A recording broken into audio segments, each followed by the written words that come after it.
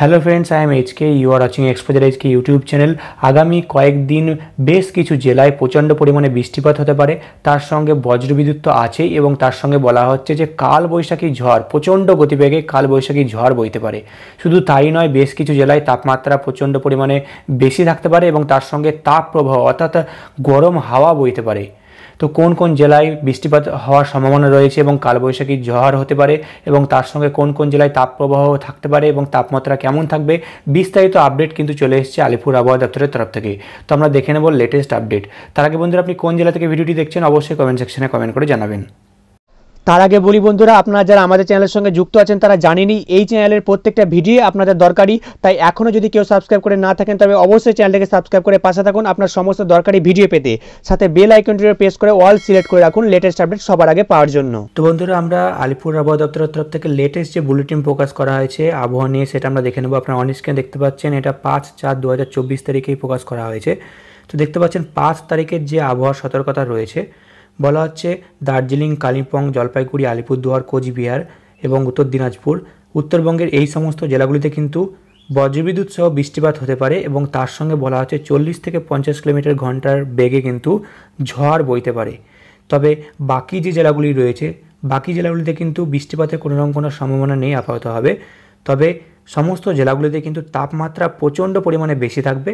শুধু তাই নয়, যেটা বলা হচ্ছে যে বীরভূম, পশ্চিম বর্ধমান, পুরুলিয়া এবং বাঁকুড়া এই সমস্ত জেলাগুলিতে তাপমাত্রা তো বেশি থাকবেই, তার সঙ্গে তাপ প্রবাহ অর্থাৎ প্রচণ্ড পরিমাণে গরম হাওয়া বইতে পারে, এমনটা কিন্তু আপডেটে বলা হচ্ছে। এরপরে আমরা 6 তারিখের আপডেট দেখে নেব। তো 6 তারিখে দেখতে পাচ্ছেন আপনারা, পশ্চিমবঙ্গের প্রায় প্রত্যেকটি জেলাতেই কিন্তু কম বেশি বৃষ্টিপাত হতে পারে। তবে নদিয়া, হুগলি, হাওড়া, উত্তর 24 পরগনা, দক্ষিণ 24 পরগনা এবং কলকাতা এই সমস্ত জেলাগুলিতে কিন্তু আপাততভাবে বৃষ্টির সম্ভাবনা নেই 6 তারিখ। আপনারা আরও ডিটেলসে যদি দেখতে চান, দেখতে পাচ্ছেন 6 তারিখে যে আবহাওয়াতে বলা হচ্ছে যে উত্তরবঙ্গের যে জেলাগুলিতে বৃষ্টিপাত হওয়ার সম্ভাবনা রয়েছে, যেমন কালিম্পং, দার্জিলিং, জলপাইগুড়ি, আলিপুরদুয়ার, কোচবিহার, উত্তর দিনাজপুর, দক্ষিণ দিনাজপুর এবং মালদহ। তো এই সমস্ত জেলাগুলিতে বজ্রবিদ্যুৎ সহ বৃষ্টিপাত হতে পারে। তার সঙ্গে বলা হচ্ছে যে ঘন্টায় 40 থেকে 50 কিলোমিটার বেগে কিন্তু ঝড় বইতে পারে। এবং দক্ষিণবঙ্গে যে সমস্ত জেলাগুলিতে বৃষ্টিপাত হওয়ার সম্ভাবনা রয়েছে, তো বলা হচ্ছে যে সেই সমস্ত জেলাগুলিতে কিন্তু বজ্রবিদ্যুৎ সহ বৃষ্টিপাত হতে পারে। শুধু তাই নয়, যেটা বলা হচ্ছে যে বাকি সময়গুলিতে কিন্তু তাপমাত্রা প্রচণ্ড পরিমাণে বেশি থাকবে। শুধু তাই নয়, বলা হচ্ছে যে পুরুলিয়া, পশ্চিম বর্ধমান, তার সঙ্গে বীরভূম এবং বাঁকুড়া এই কটি জেলাতে কিন্তু বলা হচ্ছে যে তাপ প্রবাহ অর্থাৎ যেটা বলা হচ্ছে গরম হাওয়া কিন্তু বইতে পারে। এবং যে কটি জেলাতে বৃষ্টিপাত হওয়ার সম্ভাবনা নেই সেগুলি হচ্ছে নদিয়া, হুগলি, উত্তর 24 পরগনা, দক্ষিণ 24 পরগনা, কলকাতা এবং হাওড়া। এই কয়েকটি জেলায় কিন্তু তাপমাত্রা প্রচণ্ড পরিমাণে বেশি থাকবে 6 তারিখে। তো এরপরে আমরা 7 তারিখের আবহাওয়ার আপডেট দেখে নেব। তো দেখতে পাচ্ছেন যে 7 তারিখে কিন্তু প্রায় প্রত্যেকটি জেলাতেই কম বেশি বৃষ্টিপাত কিন্তু হওয়ার সম্ভাবনা রয়েছে। আরও ডিটেলসে যদি আপনারা দেখতে চান, তাহলে কিন্তু উত্তরবঙ্গের যে জেলাগুলি রয়েছে, কালিম্পং, দার্জিলিং, জলপাইগুড়ি, আলিপুরদুয়ার, কোচবিহার, উত্তর দিনাজপুর, দক্ষিণ দিনাজপুর, তার সঙ্গে মালদহ এই সমস্ত জেলাগুলিতে কিন্তু বজ্রবিদ্যুৎ সহ বৃষ্টিপাত হতে পারে এবং তার সঙ্গে বলা হচ্ছে যে ঘন্টায় 30 থেকে 40 কিলোমিটার বেগে কিন্তু ঝড় বইতে পারে। এবং দেখতে পাচ্ছেন যে দক্ষিণবঙ্গের বেশ কিছু জেলা যেমন পূর্ব বর্ধমান, নদিয়া, হুগলি, উত্তর 24 পরগনা, দক্ষিণ 24 পরগনা এবং কলকাতা ও হাওড়া এই কয়েকটি জেলায় কিন্তু বজ্রবিদ্যুৎ সহ বৃষ্টিপাত হতে পারে, তার সঙ্গে ঘন্টায় 40 থেকে 50 কিলোমিটার বেগে ঝড় বইতে পারে। এবং বাকি যে জেলাগুলি রয়েছে আপনারা অন স্ক্রিনে দেখতে পাচ্ছেন যে মুর্শিদাবাদ, বীরভূম, পশ্চিম বর্ধমান, বাঁকুড়া, পুরুলিয়া, তার সঙ্গে পশ্চিম মেদিনীপুর এবং পূর্ব মেদিনীপুর ও ঝাড়গ্রাম। তো এই কটি জেলাতে কিন্তু যেটা বলা হচ্ছে যে বজ্রবিদ্যুৎ সহ বৃষ্টিপাত তো হতেই পারে, তার সঙ্গে কাল বৈশাখী ঝড় কিন্তু বইতে পারে, অর্থাৎ ঘন্টায় 50 থেকে 60 কিলোমিটার বেগে কিন্তু ঝড় বইতে পারে 7 তারিখে, এমনটা কিন্তু আপাততভাবে আপডেটে বলা হচ্ছে।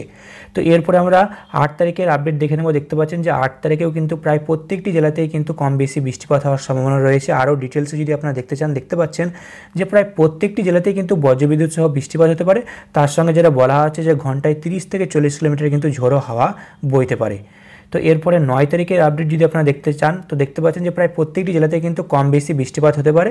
তবে বাঁকুড়া, পূর্ব বর্ধমান, নদিয়া, হুগলি, হাওড়া, উত্তর 24 পরগনা, দক্ষিণ 24 পরগনা এবং কলকাতা এই কয়েকটি জেলাতে আপাততভাবে বৃষ্টিপাত হওয়ার সম্ভাবনা নেই 9/4/2024 তারিখে। এবং তার সঙ্গে যেটা বলা হচ্ছে যে দার্জিলিং, কালিম্পং, জলপাইগুড়ি, আলিপুরদুয়ার, কোচবিহার এই কয়েকটি জেলাতে কিন্তু হালকা থেকে মাঝারি বৃষ্টিপাত হতে পারে। এবং উত্তর দিনাজপুর, দক্ষিণ দিনাজপুর, মালদহ, মুর্শিদাবাদ, বীরভূম, পশ্চিম বর্ধমান এবং পুরুলিয়া ও পশ্চিম মেদিনীপুর, তার সঙ্গে ঝাড়গ্রাম এবং পূর্ব মেদিনীপুর, এই কয়েকটি জেলায় কিন্তু বৃষ্টিপাত হলেও খুবই অল্প হবে। দেখতে পাচ্ছেন আরও ডিটেলসে যে উত্তরবঙ্গের সমস্ত জেলাতেই কিন্তু যেটা বলা হয়েছে যে বজ্রবিদ্যুৎ সহ বৃষ্টিপাত হতে পারে 9 তারিখে, এবং তার সঙ্গে ঘন্টায় 30 থেকে 40 কিলোমিটার কিন্তু ঝোড়ো হাওয়াও বইতে পারে। তো দেখতে পেলেন এই ছিল আলিপুর আবহাওয়া দপ্তরের লেটেস্ট আবহাওয়ার আপডেট। তো এরপরে আবারও লেটেস্ট আপডেট উঠে এলে অবশ্যই আপনাদের ভিডিও দিয়ে প্রথমে জানিয়ে দেবো, তাই চ্যানেলটিকে এখনও সাবস্ক্রাইব করে না থাকলে চ্যানেলটিকে সাবস্ক্রাইব করে পাশে থাকবেন। আর এই ভিডিওটি ভালো লাগলে অবশ্যই একটা লাইক করবেন। আবার আসছে আর একটা নতুন বড় আপডেট নিয়ে।